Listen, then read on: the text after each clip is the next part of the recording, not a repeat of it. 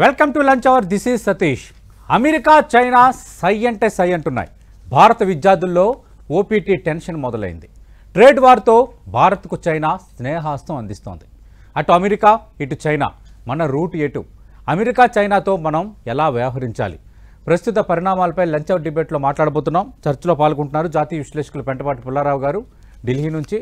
మరికాసేపట్లో జాతీయ అంతర్జాతీయ పరిణామాలపై మాట్లాడే మేజర్ శ్రీనివాస్ గారు స్టూడియోలో మనం మాట్లాడబోతున్నాం. ముందు పెంటపాటి పుల్లారావు గారితో మాట్లాడదాం. పుల్లారావు గారు, good afternoon sir. Good afternoon. Pentapati Pullarao గారు, గత వారం రోజులుగా ట్రంప్ టారిఫ్స్ పైన మాట్లాడుకున్నాం. భారత్కు ఎంతవరకు ఎఫెక్ట్ ఇవన్నీ మాట్లాడుకున్నాం మనం. అయితే ఒక 90 దేశాలకు 90 రోజుల వరకు 10% మాత్రమే నేను టారిఫ్ విధిస్తాను అంటూ ట్రంప్ నిన్న చేసిన ప్రకటన కొంత ఉపశమనం. బట్ చైనాను మాత్రం ఆయన స్పేర్ చేయటం లేదు, అదొక అంశం.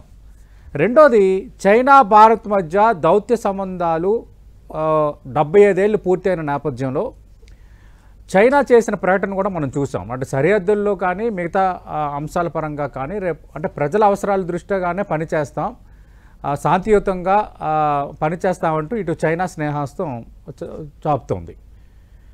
ఈ నేపథ్యంలో భారత్కు ఎంతవరకు మేలు జరుగుతుంది? ఒకవైపు చైనా వర్సెస్ అమెరికా మధ్య ఈ వాణిజ్య యుద్ధం అనండి, తర్వాత ఆధిపత్య యుద్ధం అనండి, ఏదేమైనా దానికి మనం పెట్టుకోవచ్చు పేరు.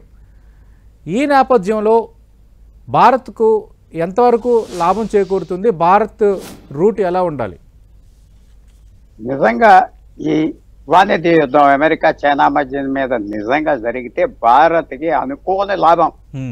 దౌత్య సంబంధాల్లో జాలి, మంచి, చెడ్డ, నీతి అన్ని నేను చెప్పటం మంచిది కాదు. అది ఎవరు చెప్పరు. దేశం ఇంట్రెస్ట్ ఏంటి? చైనా మనకి 1951 నుంచి ఏడిపిస్తా వచ్చింది, యుద్ధాలు చేసింది మన మీద. పాకిస్తాన్తో యుద్ధం నిన్న కూడా చేయిస్తుంది, రోజు వాళ్ళకి డబ్బు ఇస్తుంది, అన్ని విధాలుగా చేస్తుంది. అనుకోకుండా చైనాకి ట్రంప్ తగిలేదు. చైనాకి వచ్చిన ప్రాబ్లం ఏంటంటే, వీళ్ళు రహస్యంగా మాట్లాడుకుని ఉంటే యుఎస్ఏతో గొడవ ఏం లేదు. ఎప్పుడైతే పబ్లిక్ గా అవమానంగా మాట్లాడి అన్ని చేసేది ట్రంప్, ఇంకా చైనా కూడా చేస్తారు. ఈ యుద్ధం జరిగితే భారతదేశానికి చాలా మంచిది. ఈవేళ చైనాతో గత 20 సంవత్సరాలు 30 సంవత్సరాలు బట్టి భారతదేశం ఏమో అడుగుతుంది, మీ బోర్డర్ మ్యాప్ చూపెట్టండి, సర్దుకుందాం, మనకు గొడవలు వద్దని బ్రతిమాలితే కూడా చేయట్లేదు. చైనాకి భారతదేశంతో అలా తగు ఉంచుకోవాలి, లేకపోతే పాకిస్తాన్కి ఇష్టం లేదు. ఇది జ్ఞాపకం పెట్టుకుంది. మనతో సెటిల్ అవుతుంది. మనతో యుద్ధానికి రెడీగా ఉంది. 3.5 లక్షల సైనికులు చైనా బోర్డర్ మీద, ఇంకో 3 లక్షల మంది పాకిస్తాన్ బోర్డర్ మీద కాల్చుకుని దేశం సొమ్మంతా 70 సంవత్సరాలు బట్టి ఖర్చు పెట్టేస్తున్న చైనా అనుకోని పరిస్థితి వెళ్ళొచ్చింది. అమెరికాతో ట్రేడ్ వార్. కానీ ఒక వారం రోజులు పోయిగా ఇద్దరు తగ్గిపోతారా? అది జరగవచ్చు. మంచిది. మీరు అడిగిన ప్రశ్నకి, ఈ చైనా అమెరికా మధ్యన యుద్ధం జరిగితే ఈ వాణిజ్య యుద్ధం భారతదేశానికి చాలా మంచిది. రష్యా యుక్రెయిన్ డబ్బులు అనుకున్నారు, ఎవరికి లాభం వచ్చింది? భారతదేశానికి లాభం వచ్చింది. ఈవేళ అమెరికా చేస్తా ఉంటే చైనాతో ఇంకో విషయం కూడా మీరు ఎత్తుకోవాలి. ఆయిల్ ధరలు దాదాపు 8% పడిపోయింది. అది ఎవరికి లాభం? భారతదేశానికి లాభం. దాంట్లో తప్పేం లేదు. నేను అన్న మాట, యుద్ధాలు జరిగితే భారతదేశానికి లాభం. బయట ఇక్కడ పెట్రోల్ డీజిల్ ధరలు తగ్గలేదు కదా, ఇక్కడ తగ్గించలేదు. వీళ్ళు చేసే వ్యవహారం, ఇక్కడ ఉన్న ప్రభుత్వం చేసే వ్యవహారం. మొన్న ఏదో ఇన్కమ్ ట్యాక్స్ 1,00,00,000 కోట్లు తగ్గించాం, మీకు అంతా ట్యాక్స్ తగ్గించాం అని బడ్జెట్ లో అన్నది ఇక్కడ ఈ చేత్తో తీసేసుకున్నారు కదా ఈవేళ. అవును.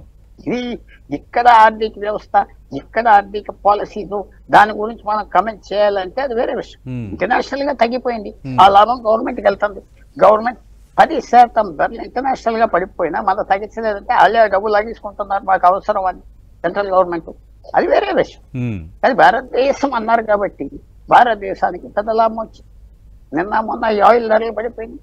చైనా మనతో మాట్లాడటానికి వస్తుందంటే చైనాకి ఇబ్బంది వస్తే భారతదేశంతో అర్థం చేసుకున్నారు. భారతదేశంతో చాలా ఖర్చు, చాలా అనవసరం. కానీ అది నిజం స్నేహమా, టెంపరీగానా అని చైనీస్ మనం అనుమానించినా, దౌత్య సంబంధాలు మంచి కోసం సరేనండి, మనం మంచిగానే ఉందాం, మంచిగానే స్నేహం చేసుకుందాం అని మనం కూడా చెప్తాం. మంచి స్నేహానికి రెడీగా ఉన్నామని చెప్తాం. కానీ అందరూ కళ్ళు తెరిచి చాలా జాగ్రత్తగా చూసుకోవాలి. చైనా చరిత్ర ఒక చిన్న మాట నుంచి చెప్పండి సార్. 100 సంవత్సరాలు బట్టి చైనా చరిత్రలో దౌత్య సంబంధాలు ఏంటంటే తగును తేలనెవరు, అలా తగుని గడుపుతూ ఉంటారు. భూముల కోసం దానికోసం తగును తేలనెవరు. అలా ఉండేక 100 సంవత్సరాలు పోయాక ఏ దేశంతో తగు పెట్టుకున్నారో ఆ నాయకులు చచ్చిపోతారు, పోతారు, వేరే వంశాలు వస్తాయి, అప్పుడు లాభం. చైనీస్ సిస్టమ్ 1500 సంవత్సరాల సిస్టమ్ 2000 సంవత్సరాల క్రితం ఎలాంటి సామ్రాట్ బీజింగ్ చైనా నుంచి పరిపాలించేది వాళ్ళు జీ జిన్పింగ్ కూడా అక్కడి నుంచే చేస్తున్నాడు. ఆ సిస్టమే చేస్తున్నాడు. కన్ఫ్యూషియస్ అని మీకు తెలుసు కదా, ఆ ఫిలాసఫర్ మన కౌటిల్య లాంటిదో అర్థశాస్త్రం రాసిన వ్యక్తి. అలాంటి వ్యక్తి ఏ సిద్ధాంతాలు పెట్టాడో 2500 సంవత్సరాలు ఈవేళ కూడా communist president Xi Jinping follow అవుతుంది. చైనాతో చాలా కష్టం భారతదేశాన్ని. ప్రతి దేశం భారతదేశం చుట్టూరా నేపాల్, పాకిస్తాన్, బంగ్లాదేశ్, శ్రీలంక, మాల్దీవ్స్ అందరినీ మన మీద రెచ్చగొడతా ఉంటారు, మనం ఖర్చు పెట్టిస్తున్నాడు. సో స్నేహం చేయించారు కాబట్టి మన పబ్లిక్ గా ఎస్ వెల్కమ్, స్నేహంగా ఉందాం అని ముందరకు వెళ్ళాలి. అదే మీ స్నేహం అక్కర్లేదు పక్కింటోడితో మనం డీల్ చేస్తున్నట్టు చెప్పుకుంటారు. ఇది ఎస్ వెల్కమ్ అనాలి, కానీ అది జరిగే పని కాదు. ఓకే, అంటే పుల్లారావు గారు, ఇప్పుడు మనం అమెరికా మీద మనకి సుంకాలు విధించడం, మళ్ళీ ఒక 90 రోజులు ఉపశమనం ఇవ్వటం, ఇదంతా ఒక ఎత్తు. దీనిపైన మేము చర్చలు కంటిన్యూ చేస్తూనే ఉన్నాము, ఖచ్చితంగా ఫలితాలు ఉంటాయని నిన్న విదేశాంగ మంత్రి జయశంకర్ ఒక ప్రకటన చేశారు. ఆ ప్రకటన కూడా నా దగ్గర ఉంది, అదొక అంశం. ఇక కీలకమైన ఇష్యూ ఏంటంటే ప్రధానంగా భారత విద్యార్థుల్లో ఒక ఓపీటీ టెన్షన్ మొదలైంది. ఇతరత్ర కారణాలతో వీసాల రద్దంశం అనేది ఒకటైతే, రెండోది భారతీయ విద్యార్థులు చదువు మధ్యలోనే ఆగిపోయిన పరిస్థితి, అప్పులు చేసి అక్కడ చదువుకుంటున్న పరిస్థితి, వాళ్ళందరికీ ఇప్పుడు భవిష్యత్తు అగమ్య గోచరంగా మారిపోయిన వాతావరణం. మరోవైపు 90 రోజుల ఉపశమనం మనకి మొత్తం ఒక కాలం ఇవ్వలేదు, ఆ టారిఫ్ల భయం ఇంకా మనకి ఉంటూనే ఉంది. ఈ నేపథ్యంలో మరి అమెరికాతో ఎలా వ్యవహరించాలి? కేంద్రం ఒకవేళ సీరియస్గా ఇనిషియేటివ్ తీసుకుంటే విద్యార్థుల విషయంలో ట్రంప్ తగ్గే సూచనలు ఏమైనా ఉన్నాయా? ఒక విషయం చెప్తున్నా, భారతదేశానికి ఒకే విషయంలో అమెరికా మన మీద పట్టున్నది. ఈ వీసాలు అక్కడ H1B వీసాలు పనిచేసేవి, లేకపోతే అమెరికాకి భారతదేశానికి మనకి సంబంధం చాలా తక్కువ. మనం వాళ్ళతో వాణిజ్యం కూడా చాలా మినిమం. ఆ సాఫ్ట్వేర్ ఎక్స్పోర్ట్ 1971లో మనకి తిండి గింజలు లేనప్పుడు నెలకి 1,00,000 వారానికి 1,00,000 టన్నులు అమెరికా కెనడా నుంచి వస్తే మనకి జరిగినప్పుడు ఆ సమయంలో కూడా మనం అమెరికాను లెక్క పెట్టలేదు, జ్ఞాపకం పెట్టుకోండి. ఈసారి ఎవరు లెక్క పెట్టే పరిస్థితి లేదు. తప్పకుండా ఈ విషయంలో మన ప్రభుత్వం కలవ చేసుకోవాలి. ఎందుకంటే ఎవరైతే వీసా లేకుండా 1,00,000 మంది దూకీసి వెళ్ళిపోయారో పంపించామన్నాం కదా, మేము తీసుకుంటాం అన్నాం కదా, ఇల్లీగల్ గా వెళ్ళిన వాళ్ళకి స్వీకరిస్తా ఉన్నాం కదా, వాళ్ళు మెచ్చుకున్నారు కదా. ఎవరైతే లీగల్ గా వెళ్ళారో వాళ్ళని ఇబ్బంది పెట్టకూడదు అని గవర్నమెంట్ ఇంటర్వ్యూని అవ్వాలి. ఇది ఇంటర్వ్యూని అవ్వే టైం వచ్చింది. తర్వాత మీరు అన్నారు కదా కొత్త సుంకాలు 90 రోజుల వరకు ఏం చేయాలంటే భారతదేశానికి మంచి పరిస్థితి. ఎవరైతే దీని మీద రీటాలియేట్ చేయలేదో వాళ్ళకి పూర్తిగా నేను సాయం చేస్తానని ట్రంప్ అన్నాడు. మన వాళ్ళతో అగ్రిమెంట్ ఉన్నాం, అక్కడ మనకు మంచి లాభం జరుగుతుంది, పూర్తిగా మన మీద ఏమి సుంకాలు ఉండవు. ఇప్పుడు ఈ సమయంలో మన విదేశ మంత్రి, మన ప్రభుత్వం అమెరికాతో సీరియస్ గా చెప్పాలి. భారతదేశం నుంచి స్టూడెంట్స్ డబ్బులు కట్టి వచ్చున్నారు, చిన్న చిన్న తప్పులతో వాళ్ళని బయటికి పంపించేయడం, ఇవన్నీ చేస్తే మేము సాయంతో, మీతో మాకు సంబంధం దేనికి? ఏంటి పెద్ద సంబంధం, ఏంటి లాభం మీతో కూర్చునేది? మీరు మాకు ఇప్పుడు నేను సాయం చేస్తున్నారు, అందరితో పాటు మేము ఉన్నాం, మేము తప్పకుండా అది టేకప్ చేయాలి. ఇంకా దీంట్లో సిగ్గుపడతాం, ఏదో అనుకుంటారంటే కుదరదు. దేనికి మీ స్నేహం? ప్రధానమంత్రి గారు, మీతో స్నేహం కాదు, ట్రంప్ వ్యక్తి మీరు. భారతదేశం ఎవరు ప్రధానమంత్రిగా ఉంటే వాళ్ళతో బాగుంటారు వాళ్ళు. మీరు జ్ఞాపకం పెట్టుకోండి, అమెరికన్ ప్రెసిడెంట్ ఎవరైతే ఉంటారో వాళ్ళు ముఖ్యంగా ఉంటారు. ఒబామా దిగిపోయాడు, వాడి పేరు ఎవరైనా ఎత్తుతున్నాడా? లేదు, పదవే కదా. జో బైడెన్ ఎవరైనా కుర్చీ వేస్తాడా? వేడి కదా. పదవిలో ఉన్నారు, మనం పదవిలో ఉన్నాం. మనకి అమెరికా అవసరం. చైనాతో పోరాడుతున్నారు, అన్ని ఒప్పుకున్నాం. ఈవేళ ట్యాక్సులు తగ్గిస్తా ఉన్నాం, సుంకాలు వేసుకోండి అన్నాం. అన్నీ అన్నాక మన యువకులు అక్కడ ఉన్నప్పుడు వాళ్ళు టేకప్ చేయాలి. నేను ఆశ్చర్యపోతున్నా, తెలుగు రాష్ట్రాలు 2 ఉన్నాయి, 60 మంది ఎంపీలు ఉన్నారు, 60 మంది. వాళ్ళు ఎందుకు వెళ్ళారు? జాయింట్ పిటిషన్ ఇవ్వాలి ప్రధానమంత్రికి. నేను కూర్చుని ఇది అది రాజకీయ ఇది 60 మంది డెలిగేషన్ తీసుకెళ్లి ప్రధానమంత్రికి రేస్ చేయాలి. అమెరికన్ అంబాసిడర్ పిలవాలి, రాప్ చేయి. ఇది మా గౌరవం పోతుంది, గౌరవం పోతే ఒప్పుకోం. మా స్టూడెంట్స్ కూలీలుగా వెళ్ళలేదు అమెరికా, సౌత్ అమెరికా నుంచి లేబర్ గా వెళ్ళారు, అవును, పాకిస్తాన్ నుంచి దొంగసాటుగా వెళ్ళారు, బంగ్లాదేశ్ నుంచి హోటల్ వెయిటర్లుగా వెళ్ళారు. మా ఊళ్ళో అంతా క్వాలిఫైడ్ పీపుల్, మర్యాదగా ట్రీట్ చేయాలి అది చెప్పాలి. చెప్తే గౌరవిస్తాడు ట్రంప్, గౌరవిస్తాడు, ఆప్ చేస్తాడు. ఇది కనుక మన ప్రభుత్వం చేయకపోతే చాలా లోకు మనుషులు వాళ్ళ చుట్టూ మన చేతిలో ఉన్నదనుకుంటే అది చాలా ఇంపార్టెంట్ ఇష్యూ. మీకు అర్థం చెప్తుందా? చాలా ముఖ్యమైన ఇష్యూ ఇది.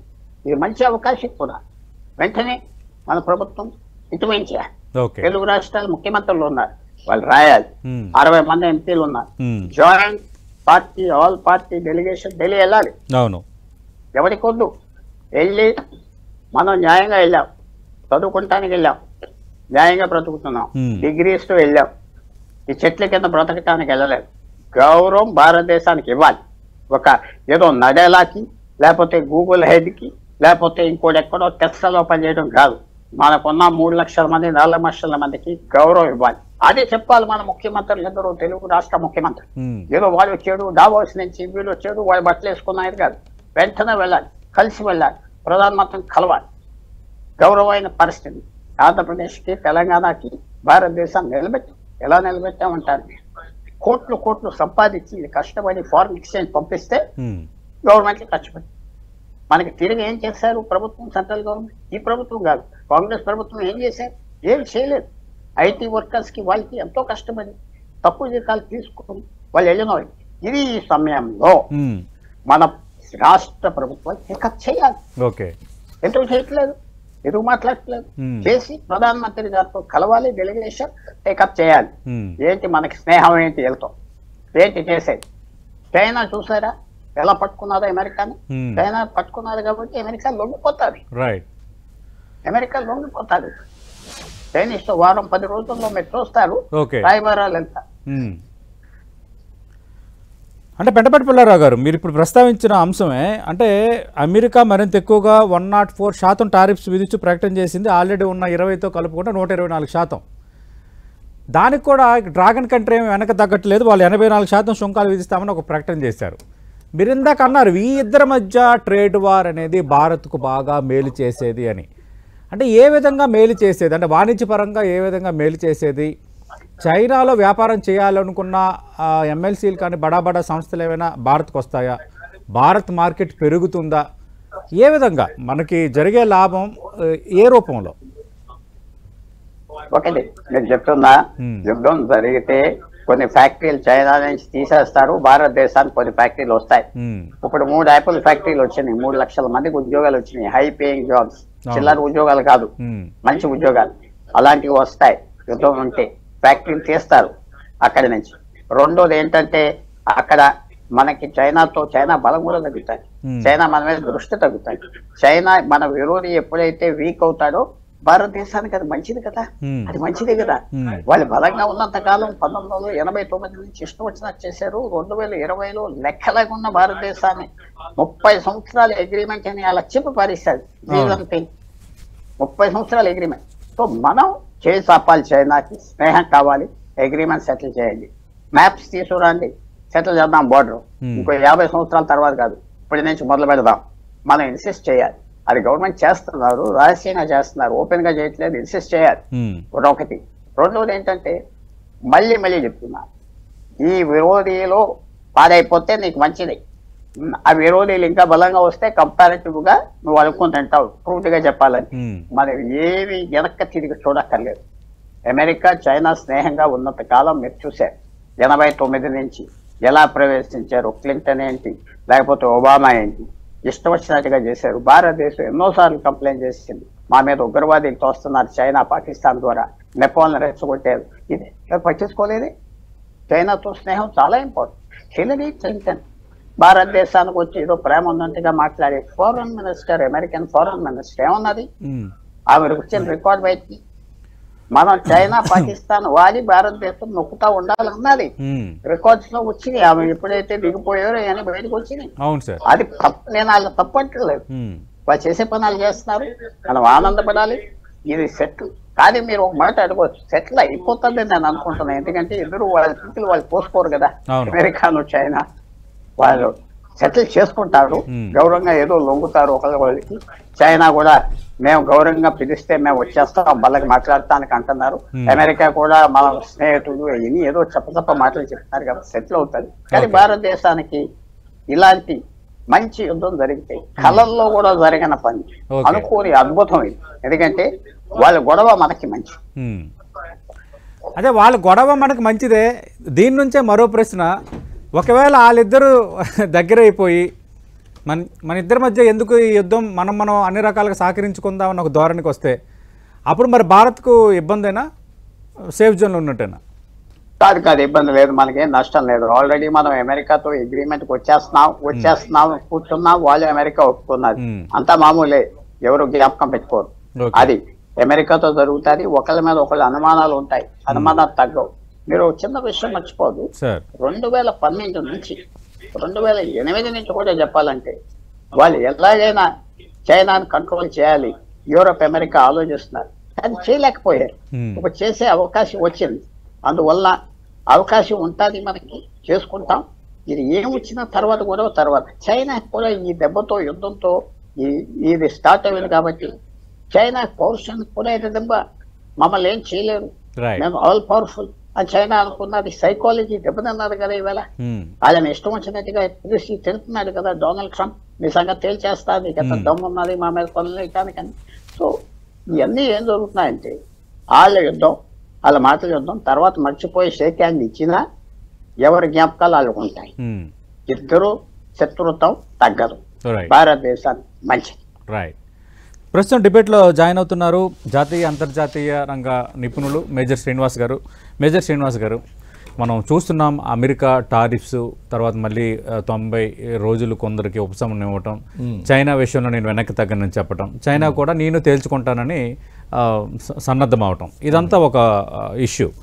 అంటే ఈ నేపథ్యంలో మరి భారత్ ఎలా వ్యవహరించాలి, ఈ ట్రేడ్ వార్తో భారత్కు లాభమా నష్టమా అనే ఇష్యూ పైన మీ ఒపీనియన్ ఏంటి? ఇప్పుడు మనకి ట్రంప్ రెండోసారి వచ్చినప్పుడు మనం చూసినప్పుడు అయితే అండి, ఇతని మీద చాలా పెద్ద బాధ్యత ఉంది. ఒకటి internal problems of the America, second thing ఏంటి అంటే థర్డ్ టర్మ్ ఎలాగన్నా సరే రావాలి, which is not conventional way, unconventional గా అన్నా సరే రావాలి. కాబట్టి ఇప్పుడు ప్రజల యొక్క మద్దతు తీసుకోవాలి. అండ్ థర్డ్ థింగ్ ఏంటి అంటే ఒక పెద్దన్న పాత్ర పోషిస్తున్నటువంటి అమెరికాకి ఈరోజు ఏషియన్ కంట్రీస్ నుంచి చైనా ఒక ఛాలెంజ్ ఇస్తుంది, డెవలప్డ్ కంట్రీస్ అన్ని కూడా ఛాలెంజెస్ ఇస్తున్నాయి. బేసికల్గా ఇక్కడ ట్రంప్ యొక్క పర్సనాలిటీ కనుక మనం చూసుకున్నట్టయితే not only he's an American president, is a shrewd businessman. So ఈ అతలాకుతలమవుతున్నటువంటి అమెరికన్ ఎకానమీని ఎలాగైనా సరే గాడిలో పెట్టాలి అంటే ఆ యొక్క ఎక్స్పోర్ట్స్ ఏదైతే ఉన్నాయో ఎక్స్పోర్ట్స్ మీద అధిక శాతం సుంకాలు అనేటువంటిది విధించుకుని తద్వారా బార్గెనింగ్ చేసి అతను చాలా క్లియర్ గా అంటున్నాడండి, చాలా దేశాలు దాదాపు 75 దేశాలు మాతో చర్చలకు సిద్ధంగా ఉన్నాయి అంటే is indirectly giving a message, not even indirectly, directly giving a message saying that మీరు మాతో సుంకాలు అనేటువంటివి మాపై మా ఎక్స్పోర్ట్స్ మీద విధించేటువంటి ఆ సుంకాలు ఏదైతే ఉన్నాయో వాటిని తగ్గించండి అని చెప్పేసి ఆయన ఇండైరెక్ట్ సిగ్నల్ ఇస్తున్నాడండి. Basically wanted to improve the business status. అలాగే ఈయన పొలిటికల్ మైండ్ గేమ్ లో అక్కడ అమెరికాలో ఉన్నటువంటి ప్రజల యొక్క మైండ్ సెట్ అంతా కూడా డైవర్షన్ పాలిటిక్స్ సైడ్ వెళ్తుందండి. అండ్ థర్డ్ థింగ్ ఏంటి అంటే ఇలాంటి కండిషన్స్ లో ఇప్పుడు అతని ఫోకస్ అంతా కూడా చైనా మీద ఉంది. సాధారణంగా మనం ఈవెన్ సింపుల్ థింగ్స్ లో కూడా చూసేది ఏంటి అంటే మన యొక్క ఎనిమిని తగ్గించాలి అంటే వాళ్ళ పక్కన ఉన్నటువంటి ఆ ఎనిమికి అంటే భారత్ లాంటి దేశాలకు ప్రోత్సాహం ఇవ్వాలి. అందులో భాగంగానే మనకి 26% టారిఫ్స్ అనేటువంటి విధించడం జరిగింది. ఇన్ బిట్వీన్ మనం కొంత సమయం మనం పాటించి బార్గెనింగ్ గా మనం ఇంకొంచెం తగ్గించమని చెప్పి రిక్వెస్ట్ చేసుకోవడం వలన తగ్గేటువంటి అవకాశం ఉందండి. కానీ ఈ చైనాకి దీనికి నడుస్తున్నటువంటి ఆల్రెడీ మనం గతంలో ఉన్నటువంటి డిస్కషన్స్ లో కూడా చెప్పుకున్నాం, one of the warfare is trade warfare. ఈ ట్రేడ్ వార్ఫేర్ కి ఆల్రెడీ మనకి చైనా అండ్ అమెరికా ఆల్రెడీ తెరలేపేసినాయండి. ఇవి ప్రపంచ దేశాలు కూడా వచ్చి ఇందులో గనక జాయిన్ అయితే గనక ఈ ఇంపాక్ట్ అనేటువంటిది రెసిషన్ కి దారి తీస్తుంది. కాబట్టి ఇలాంటి సమయంలో భారత్ అనేటువంటిది సంయమనం పాటించి తనకు అనుకూలంగా మార్చుకోవడానికి గనక ప్రయత్నించినట్లయితే కొంతవరకు అడ్వాంటేజ్ జరిగేటువంటి అవకాశం ఉందండి. అంటే ఇప్పుడు దౌత్యపరంగా 75 ఏళ్ళు కంప్లీట్ అయ్యాయి కాబట్టి ఇక్కడ నుంచి అంతా శాంతియుతంగానే వెళ్దాము, ప్రజల కోసం ఆలోచన చేద్దామని నిన్న చైనా చేసిన ఒక ప్రకటన మనం చూస్తాం భారత్ను ఉద్దేశించి. ఈ విషయంలో చైనాని ఎంతవరకు నమ్మాలి అన్నది నా ప్రశ్న. చైనాను కూడా మనం ఎప్పుడు కూడా నమ్మకూడదండి. వాళ్ళది ఎప్పుడు కూడా లాంగ్ టర్మ్ స్ట్రాటజీ ఉంది. గత అనుభవాలను మనం దృష్టిలో పెట్టుకోవాలి. గతంలో కూడా మనం తాష్కెంట్ ఒప్పందంలో కానీ లేకపోతే ఇతర ఒప్పందాలు పాకిస్తాన్తో జరిగినటువంటి ఒప్పందాల్లోనూ చైనా పాత్ర కనిపించింది. చైనాలో కనిపించినటువంటి ఒప్పందాలు కూడా ఎప్పుడు కూడా హిందీ చీనీ బాయ్ బాయ్ అంటూనే మనకి వెన్నుపోటు పోడ్చినటువంటి సందర్భాలు చాలా కనిపించినాయి. కాబట్టి ఏదో ముక్తసరిగా వాళ్ళు మాట్లాడుతున్నది తాత్కాలికంగా పబ్బం గడిపేటువంటి మాటలను మనం పూర్తి స్థాయిగా నమ్మేటువంటి విధానాలు అయితే లేవు. ఖచ్చితంగా అమెరికా నుంచి వస్తున్నటువంటి ప్రెషర్ ని తప్పించుకోవడం కోసం ఇటువంటి స్టేట్మెంట్లు ఇవ్వడానికి అవకాశం ఉందండి. ఓకే, అంటే పెంటపాటి పుల్లారావు గారు వీళ్ళిద్దరి మధ్య ట్రేడ్ వార్ ముదిరింది, కొద్ది రోజుల్లో రాయబారాలు జరగచ్చు 2 దేశాల మధ్య అంటున్నారు. Okay, well and good. కానీ ఇంకా మన పైన ఉన్న ఈ 26% ఇంకా తగ్గే అవకాశం ఉంటుందో వీళ్ళిద్దరి మధ్య ఈ ట్రేడ్ వార్ ఇంకా ముదిరితే? ఆ విధంగా కూడా భారత్ కొంత ఉపశమనం లభించవచ్చా? 100% తగ్గిపోతుంది. ఆల్రెడీ సస్పెండ్ చేశారు. ఆల్రెడీ మనకు వచ్చింది ఏంటంటే మన ప్రభుత్వం చక్కటి స్టాన్స్ తీసుకున్నది. వాళ్ళు ఏ ట్యాక్స్ వేసినా మేము తిరుగు ట్యాక్స్ వేయం అన్నారు.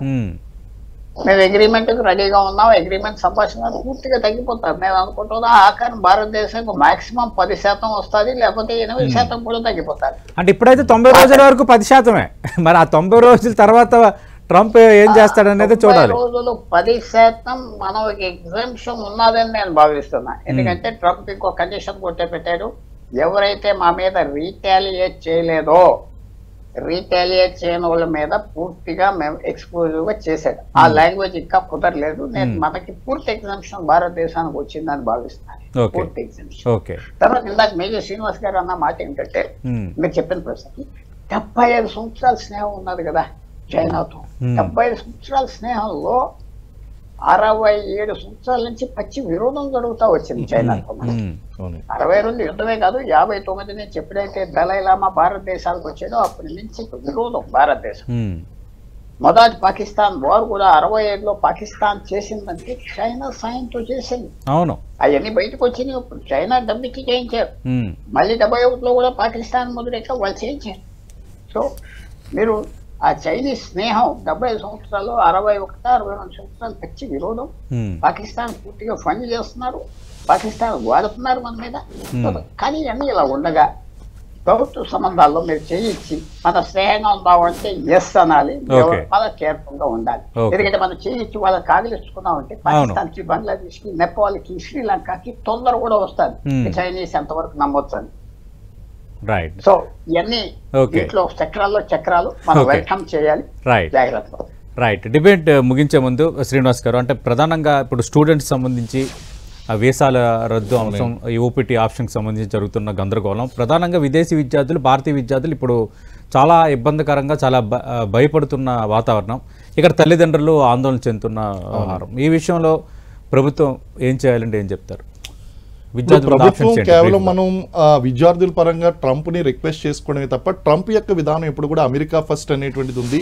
వాళ్ళకి యొక్క నిరుద్యోగ సమస్యను ఫేస్ చేయాలి, స్థానికులకి అవకాశాలు. టారిఫ్స్ విషయంలో మన విషయంలో కొంత భారత విషయంలో కొంత వెనక్కి తగ్గచ్చు అంటున్నారు కదా, అలాగే మన భారతీయ విద్యార్థుల విషయంలో ఏమైనా ఆలోచనకి ఛాన్స్ ఉందా? ట్రంప్ ఛాన్స్ ఉందా అనేటువంటిది మనం ఇప్పుడు అతన్ని ఈగోని మనం హర్ట్ చేయలేదండి. నెంబర్ 1, ఇప్పుడు చైనా మనం అపోజ్ చేసినట్టుగా మనం స్టాండ్ తీసుకోలేదు కాబట్టి కొంతవరకు ఆలోచించడానికి స్కోప్ అయితే ఉంది. కానీ ద మోస్ట్ అన్ప్రెడిక్టబుల్ ట్రంప్ విషయంలోని ఎప్పుడు ఎలా ప్రవర్తిస్తాడు అనేటువంటిది మాత్రం అతని entire intention is focus is third time ఎలా అబ్జెక్టెడ్ కావాలి, లేకపోతే కనుక వీళ్ళ ఉన్నటువంటి పొలిటికల్ టర్మాయిల్ ని ఎలాగా, ఇప్పుడు ఓన్ రిపబ్లికన్ పార్టీలోనే చాలా ప్రాబ్లమ్స్ వచ్చాయండి. ఇటువంటి కండిషన్స్ లో మనకి ఎపీర్ అవుతుంది. మనకి భారత్ కి ఫేవర్ గా తీసుకునేటువంటి అవకాశాలు ఉన్నప్పటికీ కూడా ఆయన నోట్ అంతా పర్టికులర్ గా వచ్చేంత వరకు కూడా మనం దేన్ని కూడా బిలీవ్ చేసేటువంటి ఆస్కారం లేదండి. Is most unpredictable, unprecedented, most egoistic and most business shrewd person, and at the same time the powerful American president. So ఇన్ని లక్షణాలన్నీ కలిపి ఒక వ్యక్తి చేతిలో ఉన్నప్పుడు ఎలా ఉందంటే మనకి ఒకప్పుడు మొఘల్ చక్రవర్తుల్లో the mad rulers Muhammad bin Tughlaq ఇలాంటి పరిస్థితిలో ఇష్టం వచ్చినట్టుగా టారిఫ్లు విధించడము, లేకపోతే ఈగోయిస్టిక్ గా వెళ్ళిపోవడం, చాలా వేగంగా నిర్ణయాలు తీసుకోవడం, ఇవన్నీ కూడా నెగిటివ్ గా మారేటువంటి అవకాశాలు ఉన్నాయండి. రైట్, చూద్దాం మరి ఏం జరగబోతుందో. అటు భారత్ మేలే జరుగుతుంది, చైనా అమెరికా మధ్య జరుగుతున్న ట్రేడ్ వార్ వల్లని నిపుణులు చెప్తున్నారు. అలాగే భారత్ విధించిన టారిఫ్లపైన వ్యతిరేకత వ్యక్తం చేయలేదు కాబట్టి 90 రోజుల వరకు కాదు 10%, ఇంకా రానున్న రోజుల్లో కూడా భారత్కు ఖచ్చితంగా టారిఫ్స్ తగ్గుతాయి, కొంత ఉపశమనం లభించవచ్చు అంటున్నాడు. కానీ విద్యార్థుల విషయంలో మాత్రం ఏమీ ఎక్స్పెక్ట్ చేయలేము. America again America is first అని ట్రంప్ అంటున్నారు కాబట్టి ఆ విషయంలో మాత్రం ఎగ్జామ్షన్ రాకపోవచ్చు, కానీ ప్రభుత్వం అయితే ఒక ప్రయత్నం అయితే చేయాలని నిపుణులు చెప్తున్నారు. ఇది 10 TV lunch out debate. Thank you Pullarao గారు, థ్యాంక్ యూ మేజర్ శ్రీనివాస్ గారు. మరి కాసేపట్లో న్యూస్ అప్డేట్స్ ప్రసారం అవుతాయి.